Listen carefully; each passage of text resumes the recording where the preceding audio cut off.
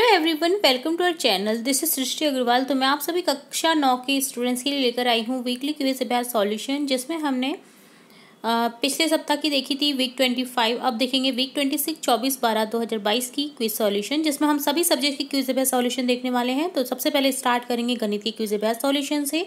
तो वीडियो के एंड तक बनी रहेगा इसी तरह मेरे साथ। तो स्टार्ट करेंगे फर्स्ट क्वेश्चन को। फर्स्ट क्वेश्चन है, एक बेलन की त्रिज्या 14 सेंटीमीटर है 14 सेंटीमीटर और इसकी ऊंचाई 10 सेंटीमीटर 10 सेंटीमीटर है। बेलन का आयतन क्या है? बेलन का आयतन निकालना है। पाई बराबर 22/7 दे रखा है, तो आयतन का फॉर्मूला लगा लीजिए, मैंने आपको बता रखा है। तो यहाँ पर आंसर आ जाएगा ऑप्शन सेकंड 6160 सेंटीमीटर क्यूब। अगर आपने नहीं देखे हैं फॉर्मूला वाली हमारी जो वीडियो है, तो आप अभी हमारे प्लेलिस्ट से या फिर हमारी डिस्क्रिप्शन बॉक्स में लिंक मिल जाएगी, वहाँ से चेकआउट कर सकते हैं, जिसमें हमने सभी ठोस वस्तुओं के आयतन, क्षेत्रफल, जो भी निकालने के फॉर्मूले रहते हैं ना, वो सभी देखे हैं। तो आप उस वीडियो को जब देखेंगे तो आपको सभी फॉर्मूले याद हो जाने वाले हैं उसी वीडियो के पार्ट में। नेक्स्ट क्वेश्चन देखेंगे। नेक्स्ट क्वेश्चन है, घनाभ की लंबाई चौड़ाई ऊंचाई 4 सेंटीमीटर 6 सेंटीमीटर और 14 सेंटीमीटर है। घनाभ का कुल पृष्ठीय क्षेत्रफल क्या है? तो यहाँ पर निकालेंगे जब फॉर्मूले से, तो 328 सेंटीमीटर स्क्वायर आंसर आ जाएगा। अगेन मैं कह रही हूँ, आप उस वीडियो को देखें ताकि आपको सभी जो फॉर्मूलाज हैं फटाफट से लर्न हो जाएं और आप इन क्वेश्चन को अच्छे से कर पाएँ। यहाँ पर वीडियो काफ़ी लंबा हो जाता है, तो बार बार फॉर्मूला को बताने का नहीं रह पाता है टाइम। तो यहाँ पर हम डायरेक्ट ही आंसर देखेंगे। फॉर्मूला आप देखना चाहते हैं तो हमारे उस वीडियो को जरूर से देखें। एक घनाभाकार डिब्बे की विमाएँ 4 सेंटीमीटर 3 सेंटीमीटर 5 सेंटीमीटर हैं, तो उसका आयतन क्या होगा? आयतन हो जाएगा 60 सेंटीमीटर क्यूब। नेक्स्ट क्वेश्चन है, 21 सेंटीमीटर के व्यास और 8 सेंटीमीटर की ऊंचाई वाले बेलनाकार कंटेनर का पृष्ठीय क्षेत्रफल क्या होगा? तो यहाँ आंसर हो जाएगा पृष्ठीय क्षेत्रफल। बेलन का पृष्ठीय क्षेत्रफल अगर आपको फॉर्मूला याद है तो आप इसे सरलता से कर पाएंगे। तो यहाँ आंसर हो जाएगा 1220.51 सेंटीमीटर स्क्वायर। अगला आपको एक देखिए चित्र दे रखा है, जिसमें आपको दे रखे हैं पॉइंट CPRAS TGN। दी गई आकृति में PSNT CANT इस प्रकार समांतर चतुर्भुज हैं कि PRRS समान है। समांतर चतुर्भुज PRGT का क्षेत्रफल 60 सेंटीमीटर स्क्वायर है। तो यहाँ पर हमें निकालना है जो PRGT है। देखिए PRGT, तो हमें निकालना है RSGN का।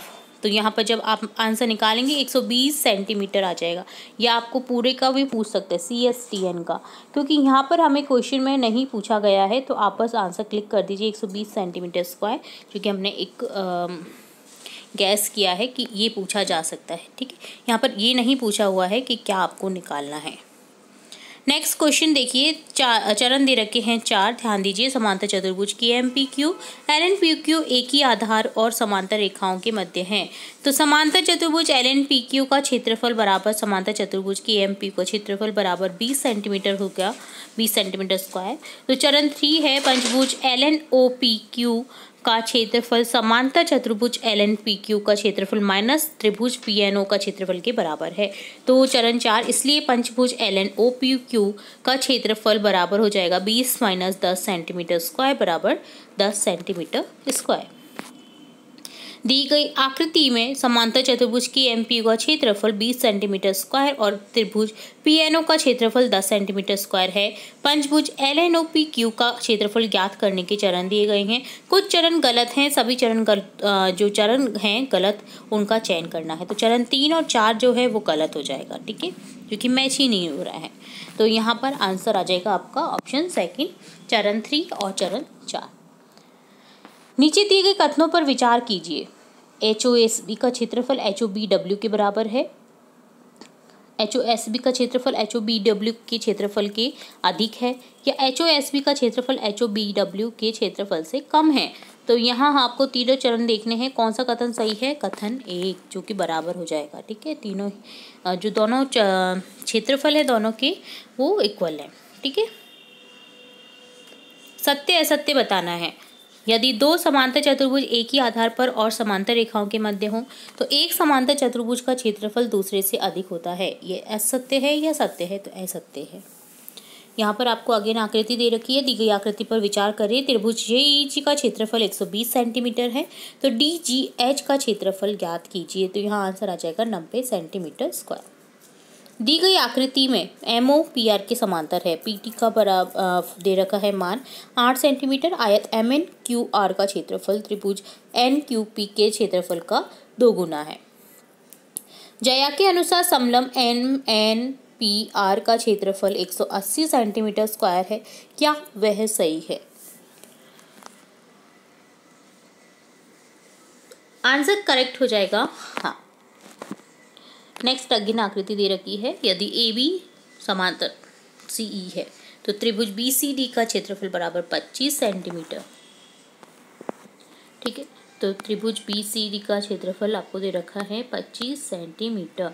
तो आपको ज़्यादातर आकृतियों के ही यहाँ पर फॉर्मूलाज दे रखे हैं। ठीक है, अब यहाँ पर देखिए क्या निकाला है, तो समांतर चतुर्भुज ABCE का क्षेत्रफल है तो आ जाएगा 50 सेंटीमीटर स्क्वायर। नेक्स्ट अगेन आकृति दे रखी है, दी गई आकृति के संदर्भ में निम्नलिखित में कौन सा कथन सत्य है? तो यह हो जाएगा त्रिभुज AIN बराबर AR त्रिभुज AIN। ठीक है,